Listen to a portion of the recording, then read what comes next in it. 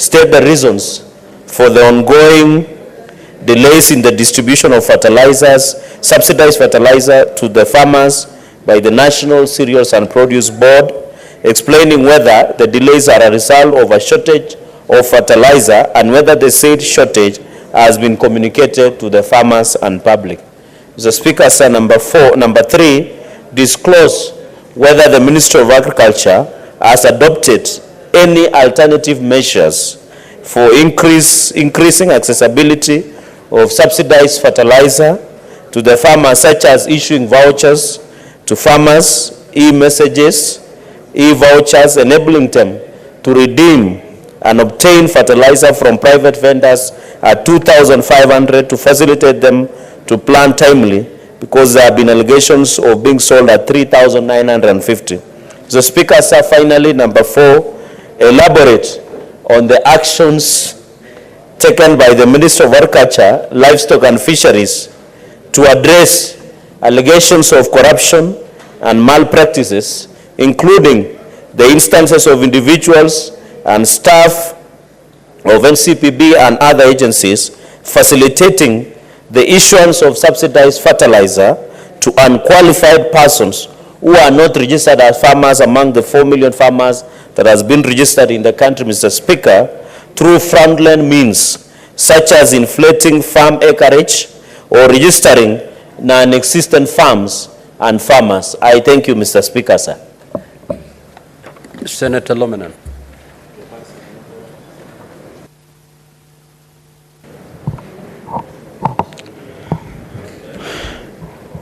Thank you, Mr. Speaker, sir.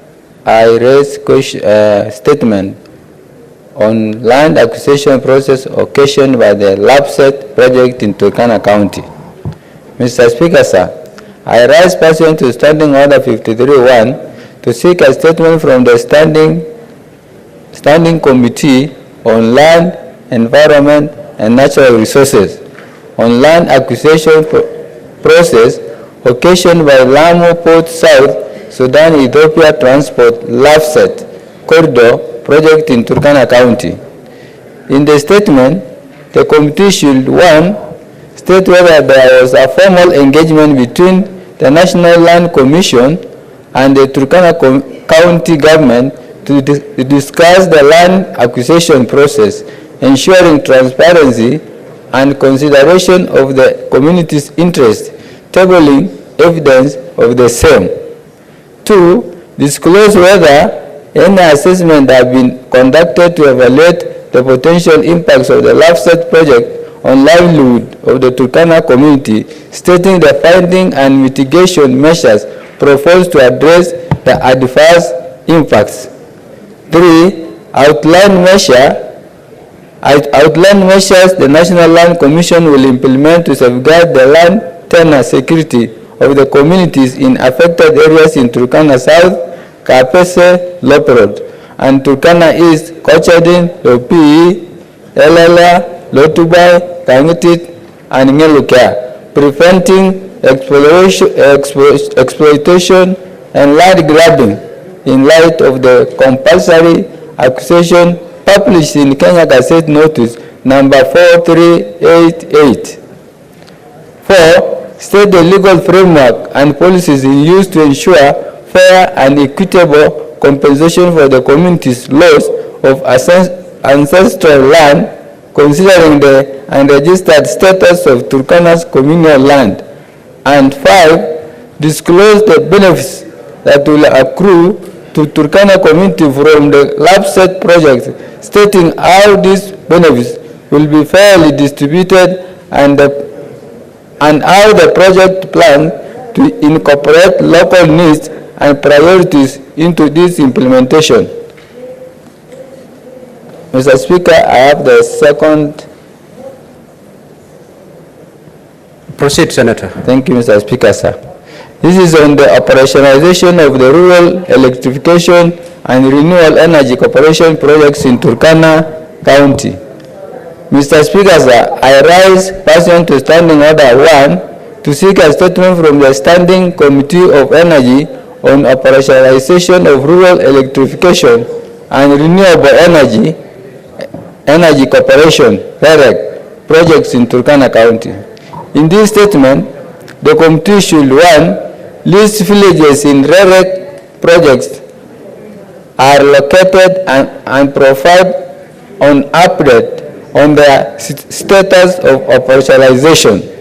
2, state reason for the delay in operationalization of REREC projects in Turkana County, specifically those commissioned in 2019 in areas including Kangatipur in Turkana South, Lopedru in Turkana East, Kadopa, Napeikar in Loima, Loturere, Lolupe, and Nayu in Turkana Central, Turkana West, Kaeris in Turkana North, including the specific challenges facing and revised actionable timetable for their completion. 3, steps the Ministry of Energy is taking to expedite the design, supply, installation, and commissioning of solar photovoltaic generation plants with associated power distribution network mini-grids in Turkana County, with particular focus on Kalokol, Namukuse in Turkana Central, Lachan Kamatak and Apusmoru in Turkana South, Lorengipi in Loima, Lamunyana Kwan in Turkana East, Kaikor, Kanakurdio, Kibich, Kokro, Oropoi, and Nachikoi in Turkana North, and Oropoi in Turkana West, giving timelines and strategies being considered by ministry to ensure that the electrification efforts in Turkana County also include the installation of floodlights in strategic centers and towards towns, as well as stand-alone solar PV systems for schools and health facilities to address broader socio-economic development goals. Thank you, Mr. Speaker. A statement by Senator Kathuri Murungi is deferred pursuant to his own request. We move to Senator for Bungoma, David Wako. Thank you, Mr. Speaker, sir. I rise pursuant to Standing Order 53-1 to seek a statement from the Standing Committee on Health regarding the outcome of the assessment by the African Population and Health Research Center on the policy and institutional constraints to the availability and supply of medical oxygen in Kenya.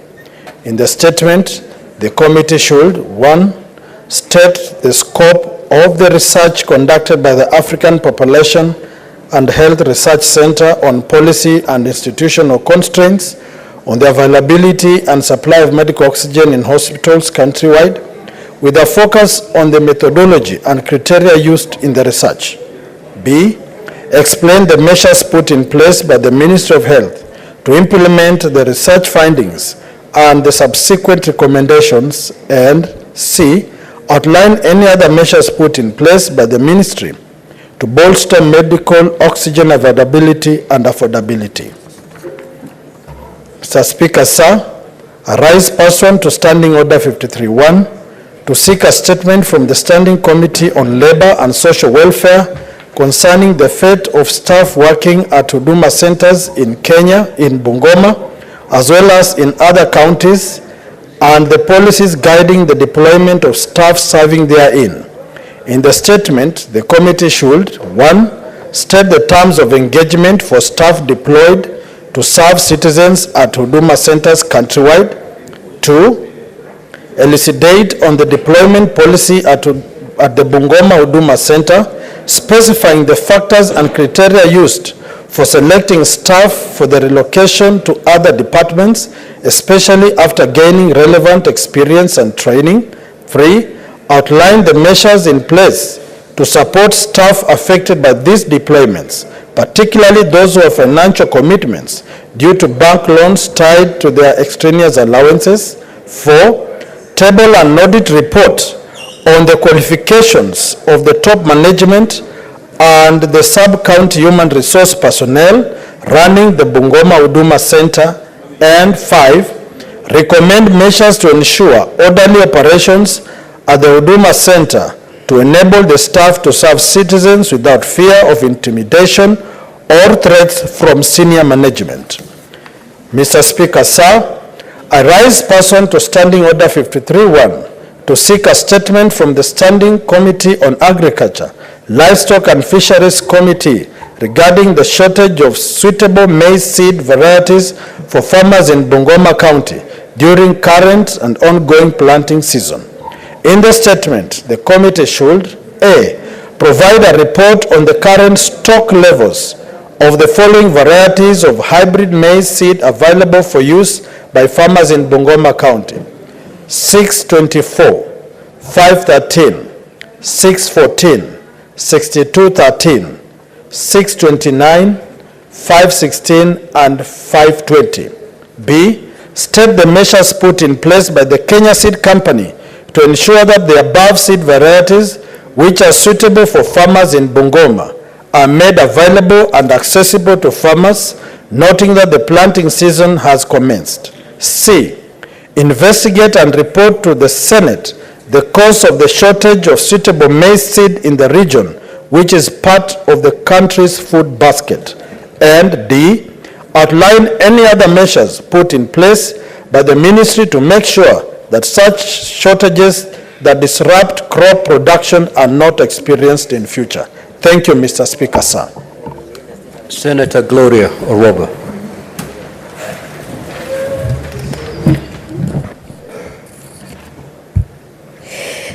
Thank you, Mr. Speaker. This is my request for statement on the inadequate bed capacity at Mbagathi and Mama Lucy hospitals.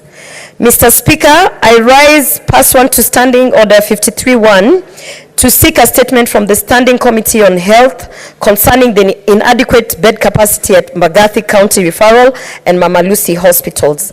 In the statement, the committee should, 1, outline the specific measures taken by the county government of Nairobi and the Ministry of Health to address the chronic shortage of beds in hospitals, particularly in maternity wards at Mbagathi County Referral and Mama Lucy Hospital, where a significant number of mothers are compelled to share beds with as many as 3 or 4 individuals occupying a single bed.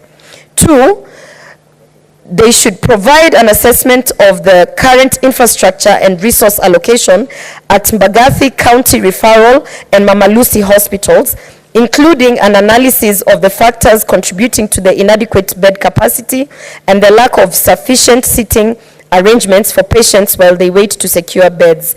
And finally, they should state the steps being taken to ensure the timely and effective implementation of measures to expand bed capacity and improve facilities and to safeguard the health and dignity of patients, especially expectant mothers who rely on these healthcare institutions for essential care and support.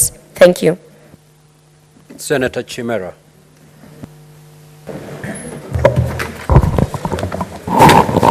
Thank you, Mr. Speaker.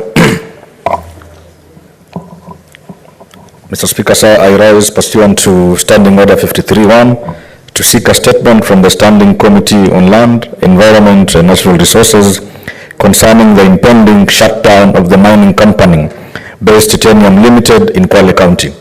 In the statement, the committee should, number 1, state any measures in place to address the imminent loss of employment for the more than 800 local and expatriate employees of Base Titanium Limited. Number 2, assess the projected impacts of the company's closure on national revenue, specifically in terms of taxes and royalties, as well as the potential economic repercussions on local suppliers and the broader economy of Kwale County, and propose mitigating strategies. Number 3, Mr. Speaker, examine the status of community projects and agreements initiated by Base Titanium Limited, including scholarships, infrastructure development, and community empowerment programs, and propose strategies to sustain these initiatives. Number 4, provide details of any proposed plans for the land currently leased to the said company, ensuring that it is reclaimed for the benefit of the local community and that the reclamation adheres to environmental conservation standards. And finally, Mr. Speaker, outline any comprehensive national strategy for the extractive sector that includes contingency plans for the closure of major mining operations to safeguard against such economic shocks in the future. I also have another statement, Mr. Speaker, with your kind permission. Mr. Speaker, sir, I rise pursuant to Standing Order 53-1 to seek a statement from the Standing Committee on Roads, Transportation and Housing regarding the accident involving an aircraft belonging to Safari Link Aviation Limited and another belonging to 99's Flying School that occurred on the 5th March 2024, which led to the death of 2 persons. In the statement, the committee should, number 1, shed light into the circumstances that led to the mid-air collision of the 2 aircrafts near Wilson Airport and provide a status of investigations undertaken into the incident. Number 2, state the safety measures put in place by the Kenya Civil Aviation Authority, KCAA, to ensure stringent regulatory oversight of all aviation activities, disclosing, monitoring, and compliance measures in place that manage the flow of air traffic for airlines and aviation training institutions. Number 3, cause a visit to the KCAA offices to consider, among other things, the state of safety and security of our national airspace, particularly in the wake of this tragic incident. And last, Mr. Speaker, recommend measures, if any, to enhance the quality of training for aviation personnel in light of deficiencies observed. Thank you, Mr. Speaker. Senator Ledama.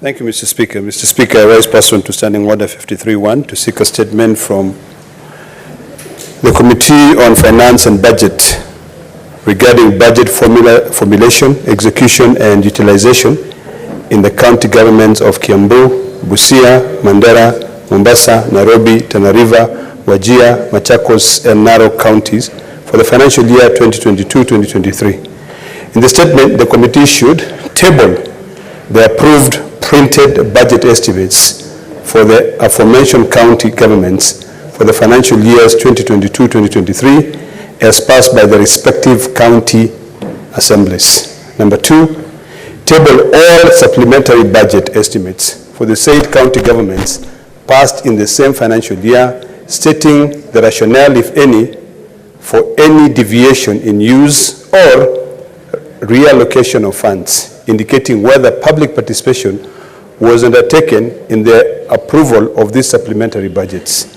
Number 3, provide a breakdown of the total procurement expenditures for each mentioned county government for the financial year 2022-2023, explaining any deviation from the approved procurement plan, if any, and finally, outline measures in place by county governments to monitor and enforce strict adherence to approved budgets with the objective of forestalling the accumulation of unnecessary pending bills. Thank you, Mr. Speaker.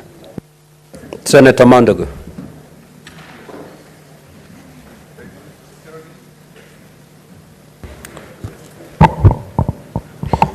Thank you very much, Honorable Speaker. Honorable Speaker, I rise to seek a statement